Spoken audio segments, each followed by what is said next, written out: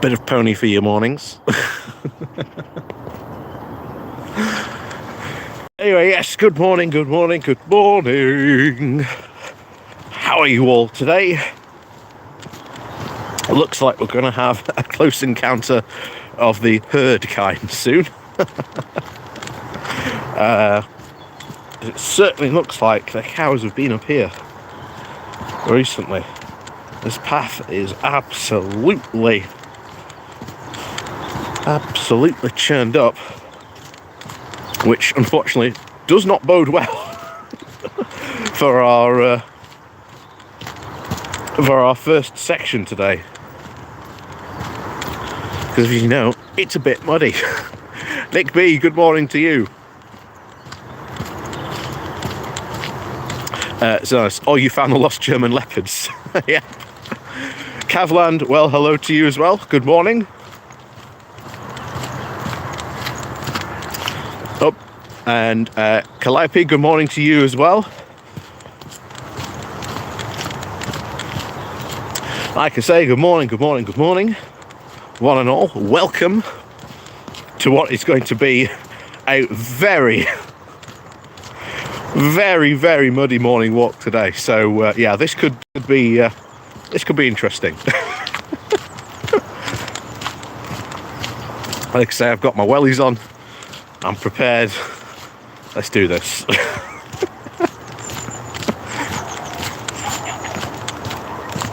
Oh. We'll find out if we can get. Oh no, I think we might. Oh no, we might be okay. Thought there were a lot more down here than there were. Oh, Cathonic, good morning to you, and Cathlo G, good morning to you as well. Yep.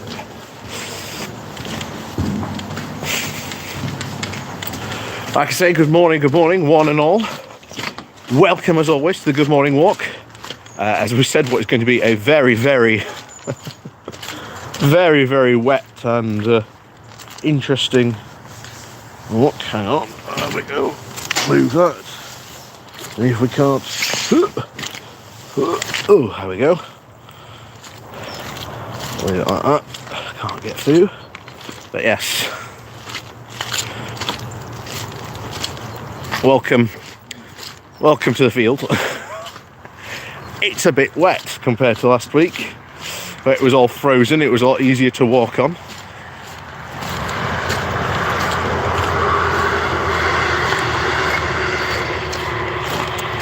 But yes, good morning to you. Yes, indeed, Chthonic, leopards ahoy. Let's tell you what, let's start off with that. Perfect. If we can get through this field, this is, I mean, we've got, oh dear, note to self, don't stand still for so long. We've got a lot of mud to get and try and get across, so see if we can't get across here in some way. Oh, there we go. Oh, Ben, good morning to you. How many scandals does it take to make a Tory party? Oh, we'll be talking about that. They say, we'll be talking about all these scandals in a moment. Oh, but first, let us get, whoops, a daisy. Oh. This is the thing when you're walking on this type of ground, you sit on it, it's like, bleh. Ah, pretty bird, greetings, good morning to you. As you can see, the herd is out and about. So, good news this week, especially, whoops, a daisy, especially for Ukrainians, or at least, shall we say, Ukrainian tankers. They have got the news that Germany has approved the sending of Leopards. In fact, it's not that they are just sending approved the transfer of these Leopards, but they have also going to send their own Leopards as well. You know, you've got Finland sending some, Poland sending some, Denmark, I think he's sending some, The Netherlands is going to send some. Spain is going to send some. There are Leopards coming from all over Europe going into Ukraine. So this is going to be big. This is going to be very, very big for Ukraine. Let's not mince words. It's going to be huge for them. We'll let the herd move. Because they're all, I don't know where they're all going. They're all going down there. It's like where they're going. Come on, boys. Come on. Come on. Move on. Drive on.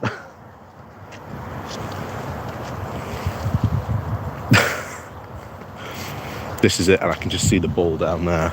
And I'm just like, I don't want to go anywhere near him for the time being. And like I said, I don't want to start a stampede. Yeah, being stalked by cows. Cows stalking you. I can see him in the back there. You struggle to see how the conflict ends, though. The conflict ends when either Russia loses or it goes home. That's when this conflict ends, in all seriousness. You have, to be honest, with these tanks being sent now, Ukraine will end up with a very... Oh, hang on. Let's move on for these guys, shall we? Ukraine now ends up with a very, very advanced fleet of tanks. One that it didn't have, certainly before the war. In fact, it will end up, as a lot of people have said, probably with an incredibly advanced military on par with at least most other European countries now. It looks like we're walking with the cows this morning.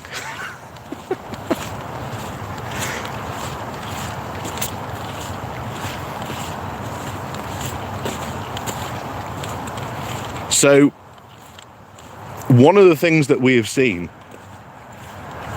is this is really going to change, the war. Absolutely. This is going to make, the fights that are going to happen in Ukraine, certainly this summer, a lot more, shall we say, in the Ukrainian favour. And even more so when you have a look at it from the perspective of, how are sort of some of the Ukrainians sort of going to fight in what is essentially really going to be a big war of movement. Because if you are going to fight these big war of movements, then you need to be mobile. And of course, Ukraine is vast. We're talking vast open fields and plains. That is what a lot of people are. I think when they think about Ukraine, they don't really think of it as being like that. But no, these are big, wide open plains. And if you're advancing through this territory, then you need armored fighting vehicles and you need tanks, because that's what supports the infantry in these advances. So if you've got those, then you can make moves. And we have seen, for example, Russia be unable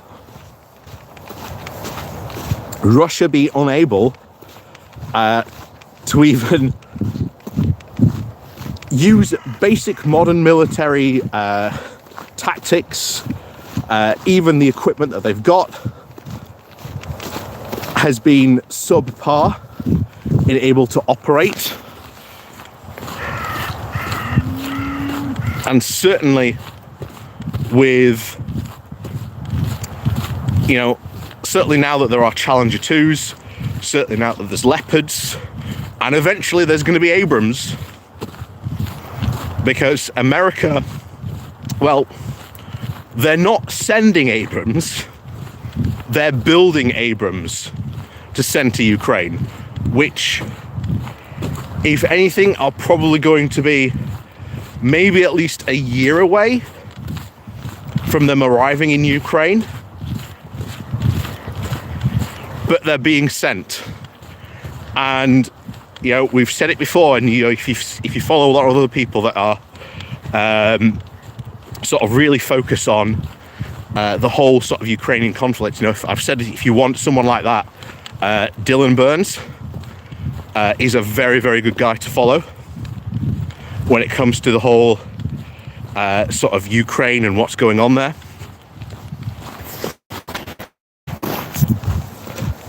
Like I say, he follows it certainly a lot closer than I do.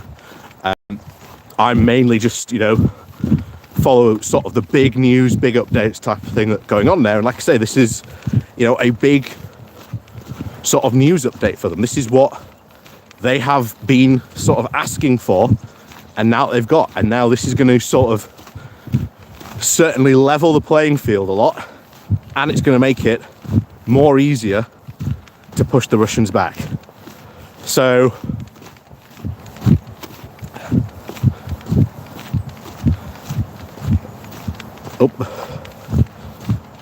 it's going to certainly change the game on the battlefield for sure.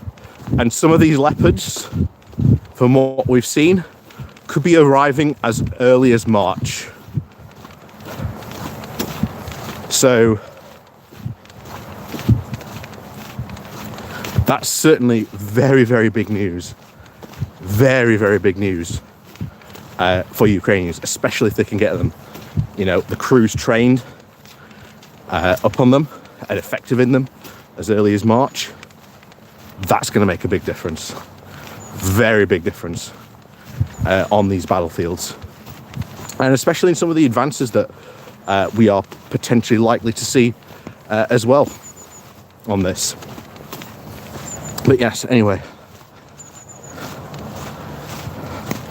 Hang on, I've got a question. Houghton. Good morning, BHM. Oh, good morning to everyone else who's come in that I haven't seen. Welcome. So, yes, good morning to you if I've not said good morning to you. Do you think Putin would prefer to lose lose to Ukraine or to NATO? I feel we do everything to drag NATO into the direct conflict. There we go. And he feels sort of the Ukrainian invasion is doomed, / his leadership is doomed. It doesn't really matter who he loses to. Because he's going to lose, ultimately, really, to Ukraine. Like, it is the Ukrainians that are...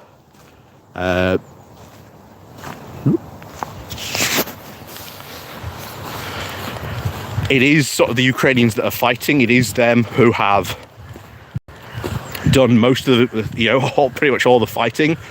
All the real NATO is doing is we are supplying you, you know, with the equipment, weapons and arms that Ukraine needs to keep on fighting. So I know that certainly very recently you've seen a lot of the tankies, the pro-Russia people out there saying that, and even sort of the Russian media saying that they are now sort of fighting NATO. Putin said recently that this is now clearly a war against NATO and the West. But, you know, that's just propaganda, really. And, you know, we're sending weapons. And, of course, they're getting more and more isolated on an international stage. And their economy is suffering for it massively. Massively so. So this is just one of these things of how long can, you know, the Russian economy really last in the state that it's in, and how long are certainly not only the Russian people going to stand for this, but also how many of the oligarchs in Russia are also going to stand for this as well. You know, it's very, very clear that this idea of just throwing more men in isn't good. I think we've had one area somewhere in sort of the Caucasus has said that it's declaring independence, and there is more and more agitation from a lot of other independent parts of sort of the Russian Federation saying, you know what, we've had enough. We want to break away. So that could be a massive problem if, you know, Putin is trying to fight a war in Ukraine and he's also simultaneously trying to put down these independence movements as well, because he's going to have to use the Russian military to, you know, put down these conflicts as well. So that is something that could be interesting this year. Yeah, Dagestan, that's it. I don't know if it is Dagestan. It might be one of the other ones. I know it's one of them. It's one of the stands.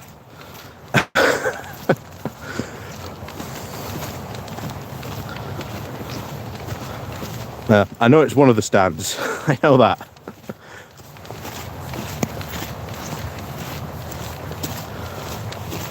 But yes, that is, to be honest, you know, this good news about the Leopards. It's fantastic news for the Ukrainians. He's certainly going to help them, you know, in the fights to come. I think it was, Patrick H, good morning. Stan Ogden, Tarstan. Yeah, a lot of stands out there. Chaddy Rat, good morning to you. So that can only be more good news. And of course, Ukraine is now asking for more modern fighter jets as well. So that can only ultimately, I think, also eventually end up happening, because they're asking for, I think it's like F-16s, F-17s as well. Certainly to replace all their old Russian jets. That will, again, certainly be a massive upgrade for them as well, if that should go through as well. Whether it will or not, we'll see. Pretty Bird, a bunch of Russian regions want to leave. There has been a Siberian independence going for a while. Yeah. This is what a lot of people said, that this would potentially trigger, because a lot of the mobilization orders that Putin has issued have been targeting these very, very sort of ethnic Russians, and not the sort of the areas where Putin's got his power base, which is being in sort of, you know, Moscow and St. Petersburg. So while there has been some mobilization in those areas, it's been nowhere near to the extent that there has been in these, you know, other urban areas. Ta-da! Pony for you.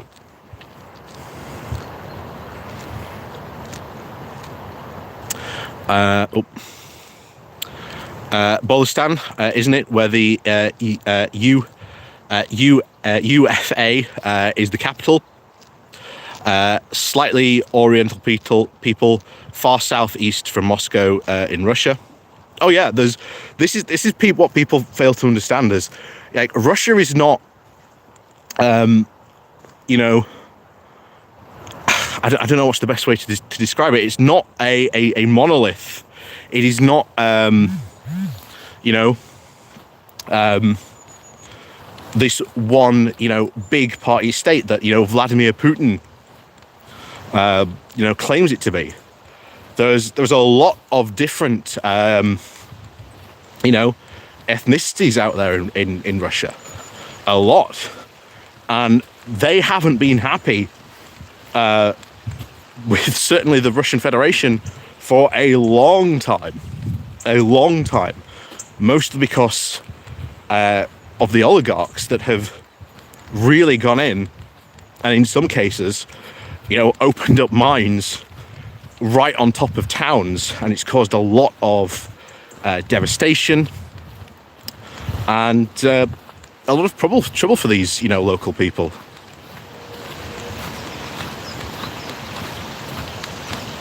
Yep, Dagestan has been conscripted heavily. Yeah.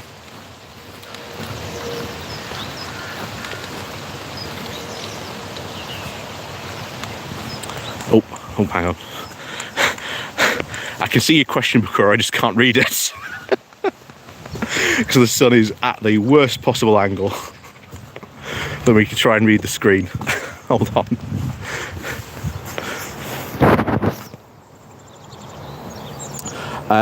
Sorry to change the subject. Did you get those various links I sent you about the online safety bill?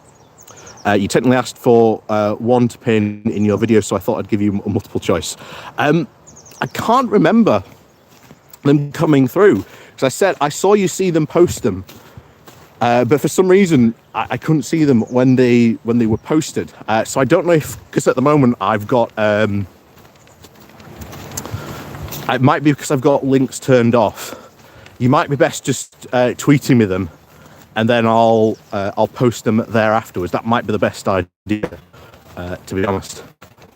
Because, like I say, I could see you commenting, and I'm like, I can trust that you would be leaving a link, but for some reason it wasn't coming through, and I couldn't see the link, and it wasn't in the in like ones that I had to moderate either. So yeah.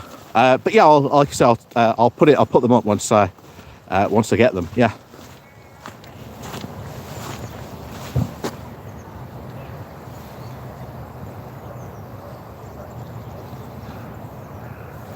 Yep. Don't the Chinese have eyes in parts of Siberia? Yeah.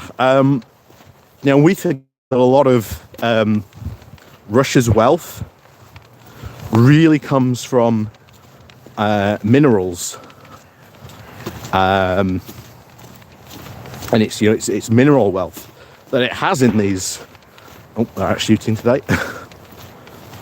It has from those very much autonomous regions, and a lot of the people around there aren't really happy that they've been able to do and get away with most of this stuff. But yeah, that's Chris Town shoving me timbers, Jim, lads.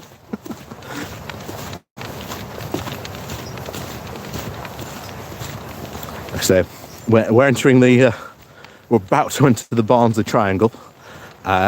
So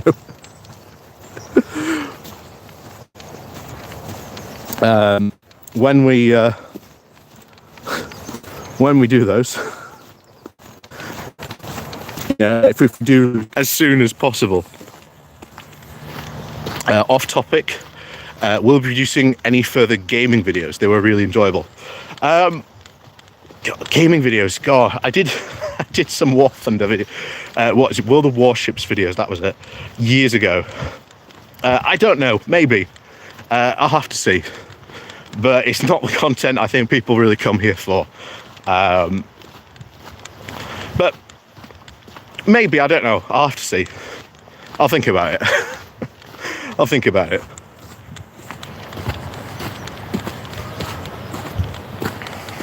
Yeah, prepare for buffering. You're all right, Patrick.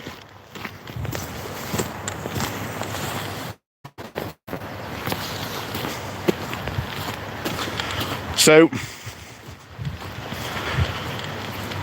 that's Ukraine. To sum it up, good news for Ukraine, bad news for Russia, and you've seen a lot of the Cope posting pro-Russia files out there saying that these tanks are actually really bad, which isn't true, that they're not going to make a difference when they absolutely will, and we'll see very quickly how soon some of these tanks will make a difference, especially probably in certainly springtime when all that mud has started to really dry up and the Ukrainians can start moving and get on the move again. Because if you remember the big offensive in Kharkiv, that was mostly done on foot. They weren't fully motorized. But now they're getting more, motorized and mechanized as well. We could be seeing certainly a lot more sweeping advances into more of this territory. I remember last time they managed to retake over 50% of the territory that Russia took. So we'll have to see. We'll have to see eventually.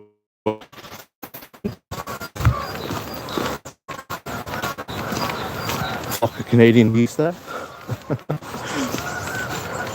So let's have a talk about some of the other stuff, because I haven't actually had a chance to talk about some of this stuff recently, because whenever I sort of went to make a video on oh, Alexander, good morning to you.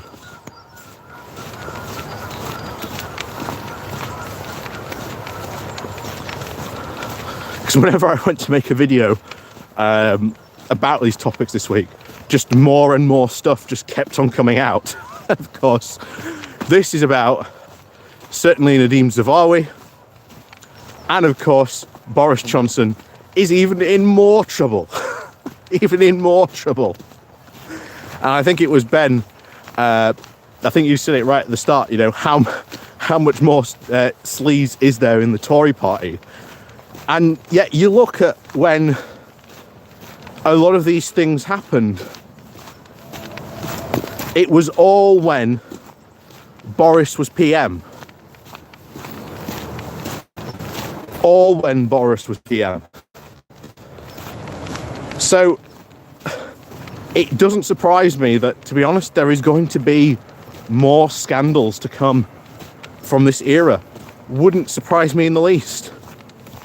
And now we've got, I think, stuff about his wife that I believe is coming out.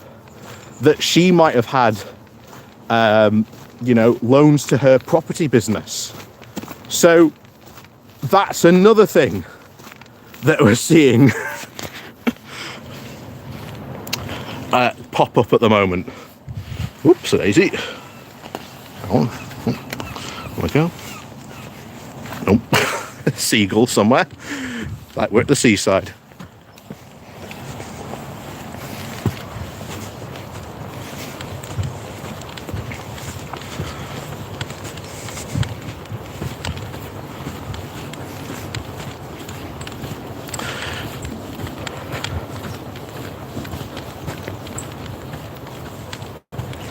So the more these stories start to come out, and bear in mind there are a lot of stories coming out at the moment, and one of the fun things that came out this week, I don't know if you'd seen, oh yes, the public money, yes, to defend himself with, yeah, that's something else as well to add to the whole list of things that we're paying for Boris Johnson's defence during all these hearings. Oops.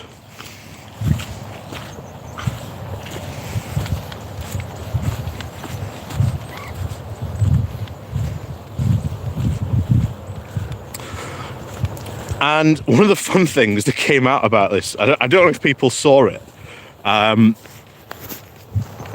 There's two main things. There is a lot of pressure on Sunak to fire Zawawi. But as we've said before, Sunak is in such a weak position, even when he has the perfect opportunity to sack him, he is not. And this is raising a lot of questions as to, well, just how weak really is Sunak that he can't actually sack Nadine Zawawi when there is all these allegations coming out. The HMRC, the stuff about his wife, It reeks. It completely reeks of corruption.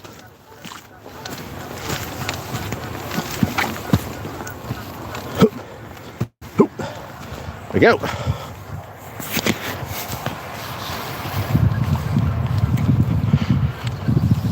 But imagine how weak he have to be that you can't, that you can't sack him. Just. But it just goes to show you what I've been saying, for quite a few months now, that Sunak has been, the party is ungovernable. He can't govern the party. He can't even keep them close on this, and they are so split. They're now. As Patrick said, they're so split. Sunak can't do anything.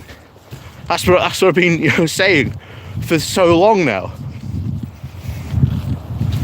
And we had a story that came out last week that apparently Rishi Sunak is so angry at Nadhim Zahawi that he is refusing to speak to him. I mean, imagine that even when you are this angry with someone, and at least Sunak seems to get it, that even though he came out and said this is going to be a new start for the Tory party, the days of sleaze are over. And to be honest, the attack ad writes itself, because you only have to have Sunak play that. You haven't then just show the whole stuff with Nadhim Zahawi, and there's probably going to be other stuff. I wouldn't be surprised that comes out this year as well.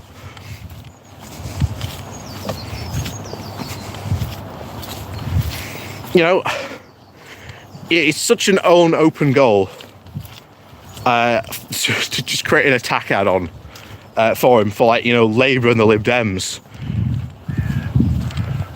But it doesn't put Sunak in a good light. Doesn't put Sunak in a good light at all.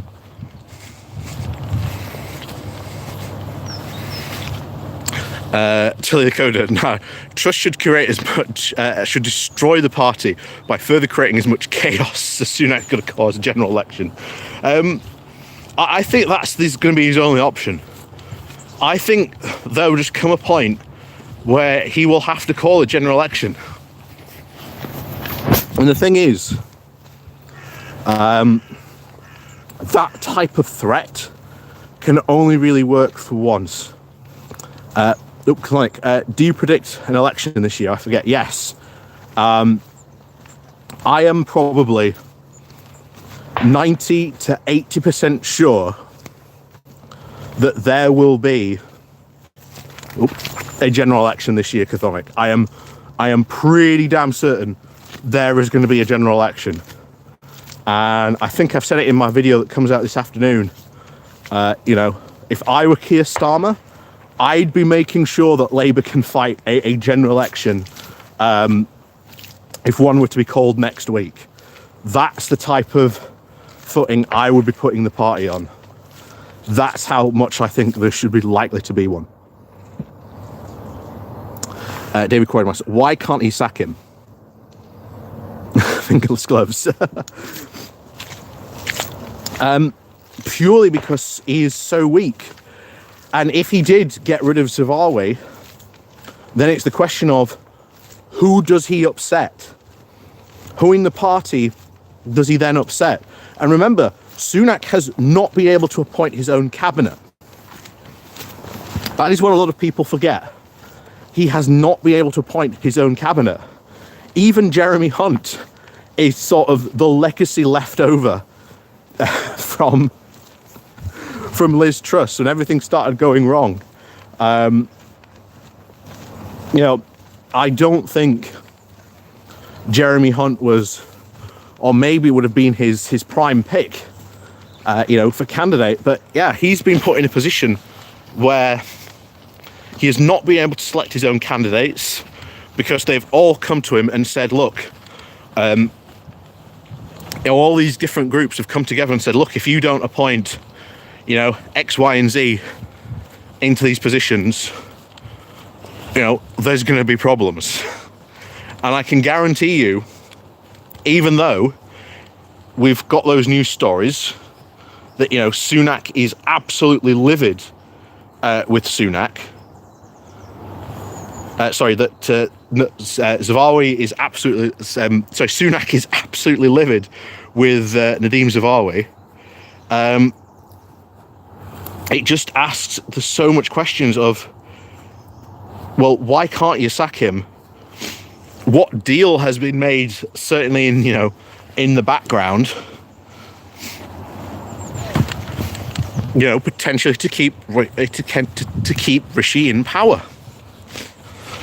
That's what a lot of people suspect, that, if he gets rid of Zahawi and he sacks him, well, Sunak might have just lost maybe a good chunk of his support. That may be the case, that he loses, all this support. And that is why he cannot fire him, because he knows if he did, he loses support. Even in a case where there is clear cause to get rid of him, he can't even get rid of him. That's how weak Sunak is. And it's absolutely unbelievable.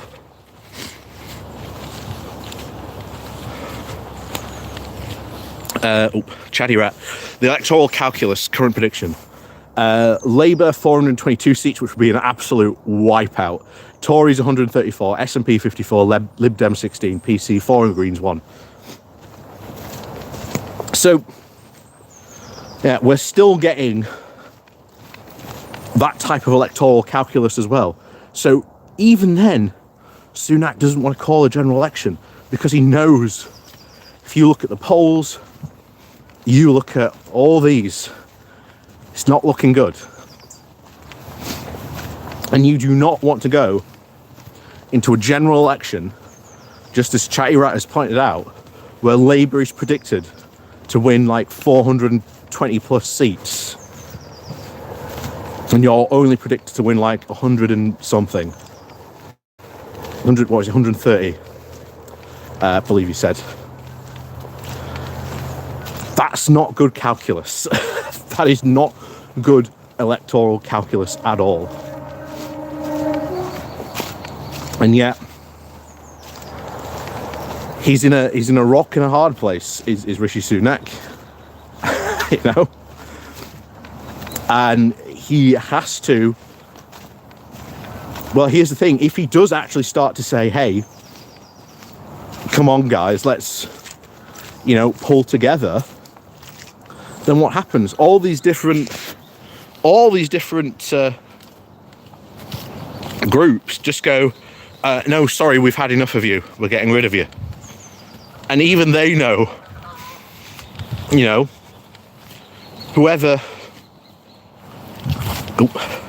whoever gets in next, even if it's Boris Johnson again, although somehow if it is magically Boris Johnson again, because I have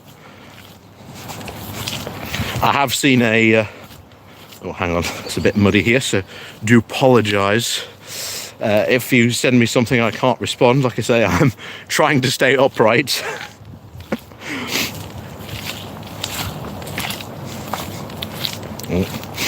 So even if he does have, numbers at the moment, that's no reason to suggest that if he gets rid of Sunak, Zahawi,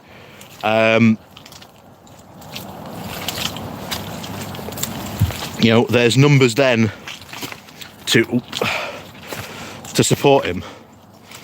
So it is very, very, very, very tricky for Sunak at the moment, and he cannot he cannot afford to put a step wrong in his own party, which, again, for a guy who came out and said, you know, this is going to be, you know, a whole brand new, different Tory party.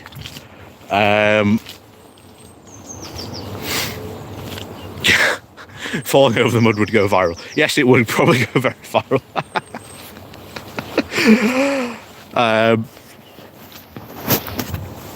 But yeah, he's so weak he can't do anything. And yet this is a guy, a Conservative Prime Minister, who has a majority. And yet here he is acting as if he has, you know, a majority of 0. And then, of course, you've got the new Boris revelations.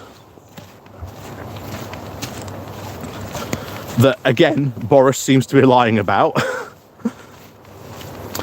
Because the guy he appointed to Director General of the BBC, or at least won the position of that, may have helped Boris to secure a loan. And there was another story this week. I may go back over it. You know, Boris has a lot of loans out with a lot of people, and this could lead you to ask, well, how compromised is Boris Johnson? If he's got all these loans out, you know, who might have come to him and said, okay, I want you to do this? You know, when they've got all these loans out on him. So it is just more sleaze from Johnson. And yet there are people like Nadine Dorries who still insist that Johnson is the one and only for the Tory party.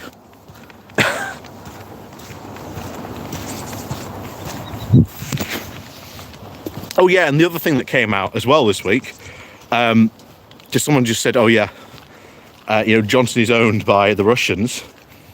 There was a thing that came out, I think in 2014, I believe it might have been 2014, of Johnson blaming the EU for essentially the Russian invasion of Crimea. And yet now he's so supportive of the Ukrainians. So supportive. Yeah, that was just a move, I think a very calculated and tactical move by Johnson. Always has been, always was. Like I say, there's all the rumours of like when this was going down, that Johnson had no intention of pledging any support to Ukraine. But again, it was apparently Ben Wallace who apparently marched into his office and basically said, look, if you don't support Ukraine, you know, I walk out of this office and I resign. And that would have caused Johnson a lot of trouble, because Ben Wallace is quite a big beast in the Tory party. So it could have very easily caused what we saw when we saw both Sunak and Javid resign over this. So that could have easily triggered the downfall of Johnson very easily. We've got, you know, obviously, as someone said, you know, Johnson has been very friendly with a lot of Russians over the years, a lot of these oligarchs. So we saw Johnson's hesitancy very much at the start to not go after these people at the start, which again I think has damaged his reputation even more. I don't think, to be honest, you know, Johnson will always have his loyal, fanatical fan base. I mean, even Trump, after all the stuff that he's pulled, still has, his loyal, fanatical fan base. So it wouldn't shock me in the least to at least see, some support for Boris Johnson. There still is some support for Boris Johnson, but I don't think it's as big now as I think Johnson would like it to be. I think after the May elections and Johnson starts to cause trouble for Sunak, claiming that, oh, it's Sunak's time to go, time to bring me back, or, whatever. I don't think it's going to go as well as Johnson thinks it will. I really don't think it will. Because for people and populists, like Johnson, and you see everywhere else, they only ever get really one bite at the apple. Because after all, there comes a point where people look back and go, well, you're in power saying all this, but you never did anything to solve, the issues that came up. We're seeing that now. Oh, hang on, get some of this excess mud. We're here.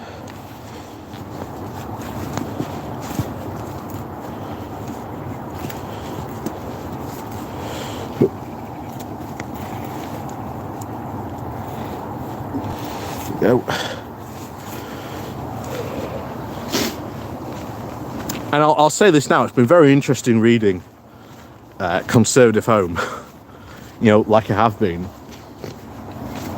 because they've been very, very adamant that, and even done their own polls, that Johnson might not have the best chance to come back.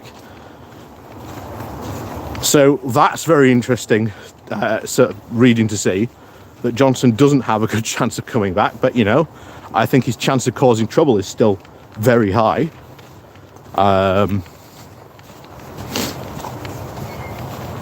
We'll just have to see really what ends up being the the consequence of all these movements. But we've yet to really see Johnson and co make these big moves. So it's all up to play for. It's really all up to play for. Oh yeah, DeSantis. Yeah, I've heard so much about that. That's insane. This complete con artist. What is it? He lied about his name. He lied about his past. I think again he's got like financial irregularities out against him. Yeah, that's crazy, the stuff to hear about him, and yet they're still letting him run. But there you go. Where have all these cows gone? The mystery of the disappearing herd. Hopefully they haven't all rocked up to the tunnel and decided to jam up there. Oh no, this might be interesting. This might be a jumping moment. So I don't think we can get across there. Although to say I do have my wellies, so it would just be easiest to step down and I say just easy just to step down, yeah. Oh, there we go. Make sure you don't get stuck. At least wash some of this mud off in the river.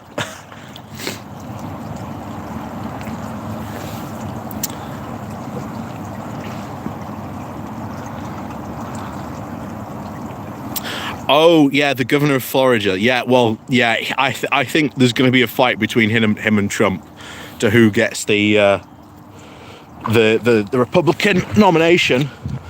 That's going to be interesting to see, but that will be kicking off is it end of this year or early next year when that'll all spring off? Say I'm not that too familiar with the US system.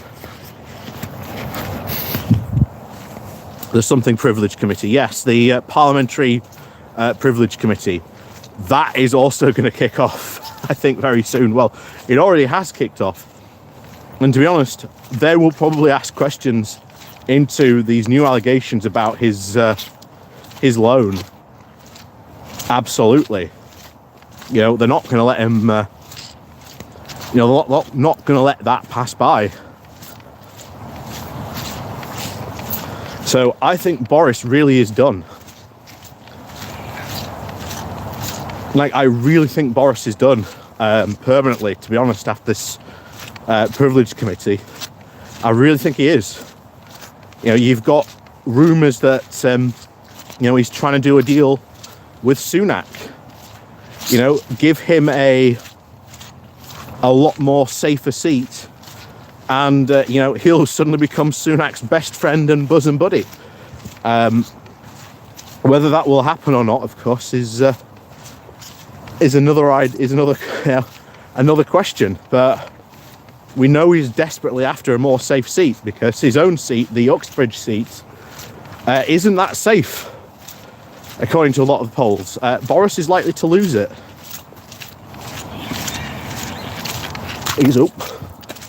He's very likely to lose it, according to a lot of the polls that we've seen. So, if he loses his seat, then maybe he goes back to the Telegraph. Maybe he gets a job with Talk TV or GB News. Like, that's the point. Yeah, Jacob Rees-Mogg. Jacob Rees-Mogg has got his own show on GB News. So expect us to cover some of that that nonsense when that starts airing, because that'll be good. And of course, Nadine Dorries also has her own show on Talk TV, and her first guest was Boris Johnson. So certainly we are going to be watching those over the next couple of weeks. Certainly on the Wednesday live stream, or maybe even for the pony clubbers. Like I say, I've just done that. Nope, there we go. I've just done a big long form content for the pony clubbers this week about Kate Hoey on the Brendan O'Neill show. So yeah, that was fun. If you've seen that, like I say, if you want to join if you want to see that video, it is on the Pony Club. Again, link down below to join it. Also on the Patreon as well. If you are supporting me on the Patreon, you also have access to these videos as well. Oh, it seems a bit more firm.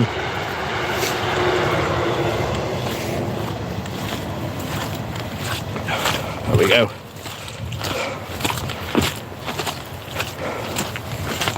Well, what a week it's been. What a week it's been.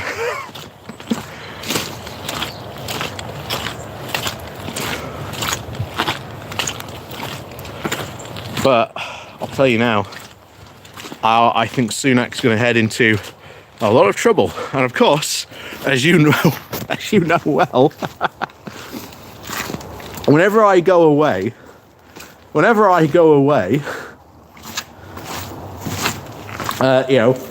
certainly last year, the Tory party would fall and collapse into absolute chaos. And of course, I'm going away next week. I've got to go to the JCI European Presidents meeting over in Monaco. So maybe next week we might be in Monaco. coming to you live from Monaco, a good morning walk on the beach. It's all there, all potentially could happen. Like I say, I'm going to be potentially meetings. I don't know. We'll have to see if I get the chance to do it, but I certainly will do some videos from there while I'm in Monaco. So look forward to those. And then, of course, there's two other chances this year also going to happen. So I'll be going away in May over to Romania, to Bucharest, for the European conference. Because again, as JCI president, I've got to be present at the European area conference and the European talks. So that'll be fun. And then, of course, in November, I'm off to Switzerland for the JCI World Conference, where I've got more meetings in Zurich. So bear in mind with my look that I had last year of literally me going away and then the Tory party falling into chaos. Do not be shocked. Do not be shocked if next week the Tory party falls into chaos. Because they have a habit of doing it whenever I go away. Oh, it is an absolute joy when that happens, and something big like that happens, and I'm like, like when I was in Ireland, I was literally tweeting, by the time I could land, there could be a new government. So yeah, if my pattern does indeed hold up, then that could happen. That could very well happen. But so yeah, interesting week possibly heading this week. I think we're going to get more revelations what potentially could happen to Zawawi. I don't think Sunak's going to sack him. I think if he was a stronger prime minister, absolutely he would sack him there and then. He'd have no problems. But yeah,